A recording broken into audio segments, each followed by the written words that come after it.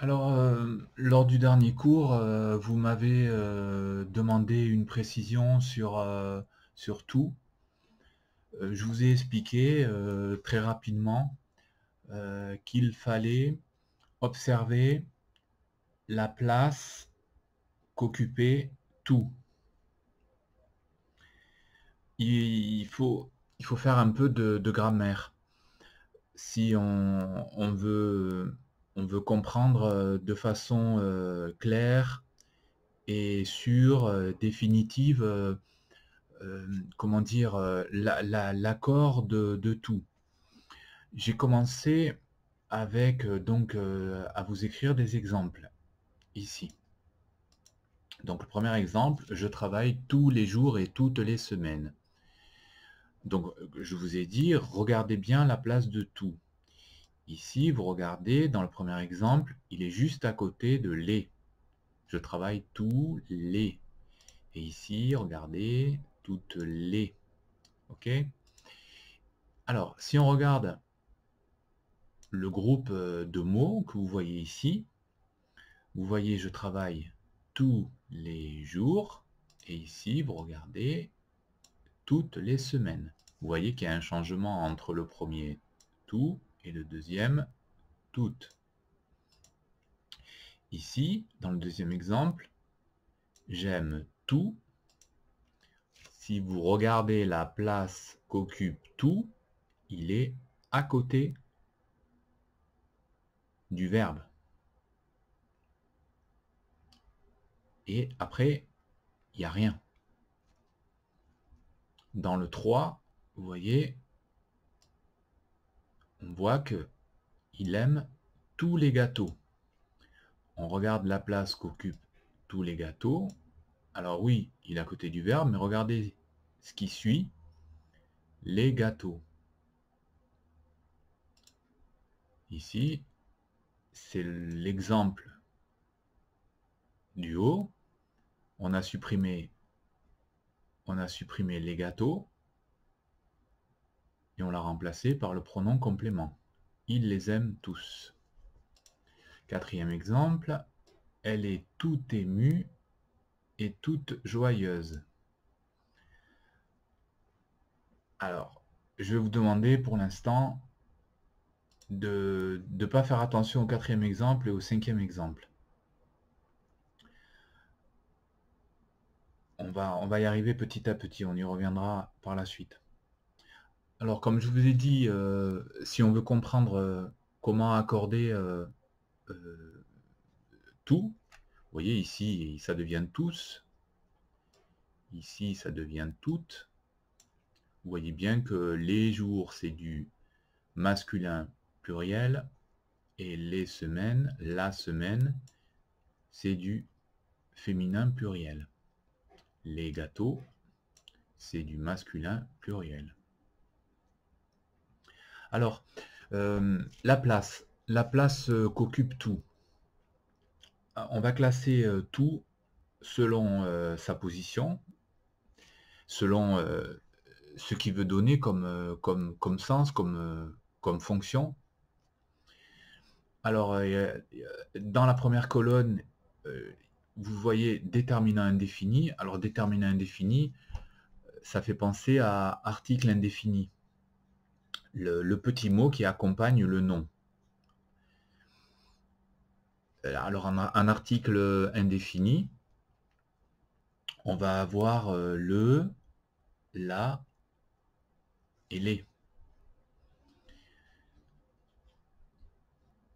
Si tout accompagne les, le ou la, il va s'accorder avec le nom. Ici, homme et masculin pluriel, tout sera au pluriel. Les journées, c'est du féminin pluriel, toutes sera au féminin pluriel.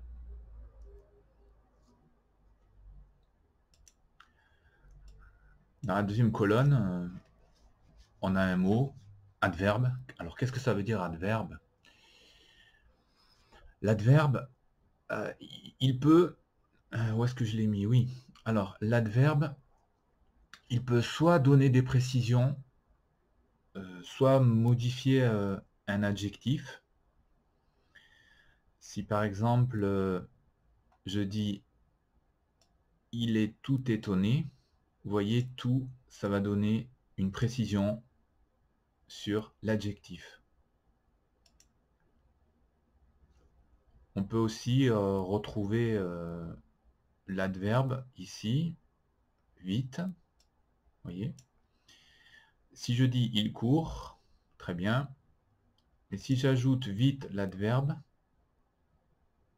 je vais donner une précision sur le verbe. Vous voyez, je vais modifier le sens du verbe. Je peux dire « il court lentement ». Lentement est un adverbe. Il court doucement. Doucement est un adverbe. Voilà. Donc on a la colonne de gauche où vous voyez les exemples avec tout et toutes. Et vous avez la colonne de droite où vous voyez les exemples avec tout, toutes et toutes ici. Vous voyez, donc on reprend l'exemple, il est tout étonné. Elle était tout étonnée. Ils étaient tout étonnés. Elles étaient tout étonnées. Alors, vrai, effectivement, si vraiment vous analysez cette colonne, vous risquez d'avoir du mal pour comprendre pourquoi ici, en fait, on n'accorde pas. Pardon, ici, on n'accorde pas, alors qu'ici, on accorde. Alors, on va descendre un peu. Donc, ici, vous regardez la place de « tous les hommes sont égaux ». Vous voyez le tout. Il est juste à côté du « les ». Ici, on accorde.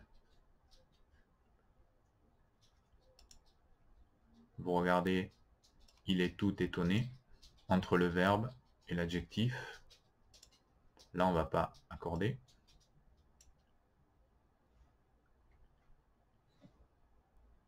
Voilà. Alors, on va essayer de comprendre précisément maintenant. Donc là, il n'y a pas vraiment de difficulté. Vous regardez à côté de quoi il est. Donc là, les, le, les. Donc ici, ben, ça s'accorde. Merci à tous et à toutes. Bon, je ne vais pas vous embêter plus. On verra la nature peut-être plus tard de tous et toutes.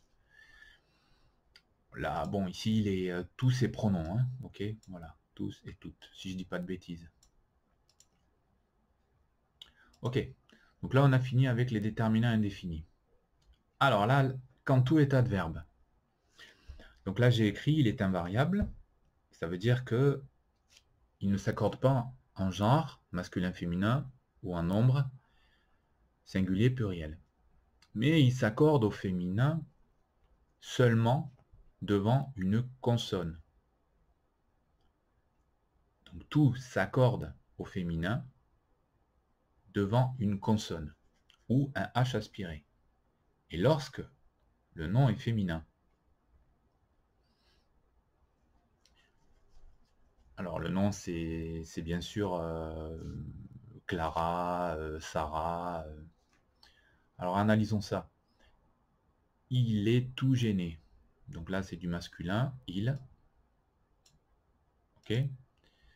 Là, il, c'est du masculin pluriel. Ils sont tout gênés.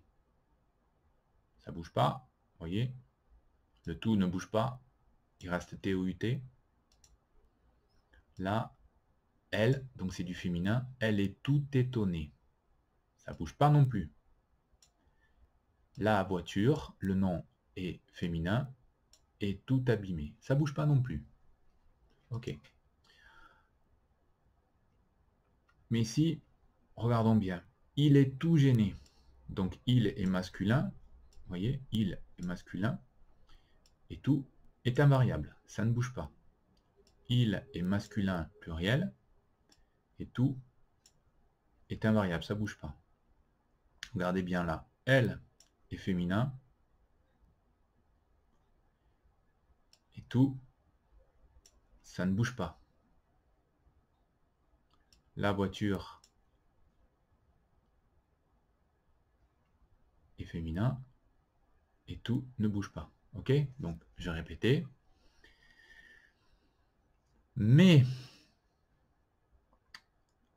alors, je vous répète la règle, quand tout est adverbe, il est invariable, mais il s'accorde au féminin devant une consonne ou un H aspiré.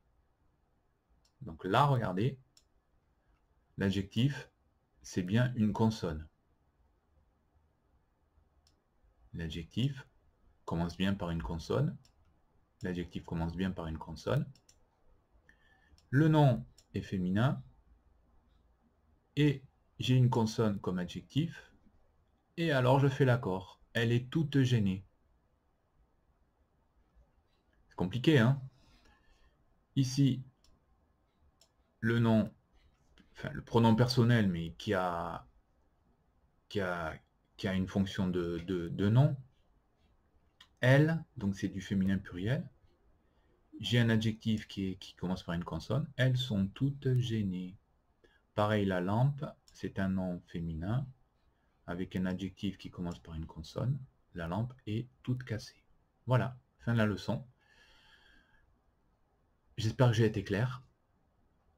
Merci à vous.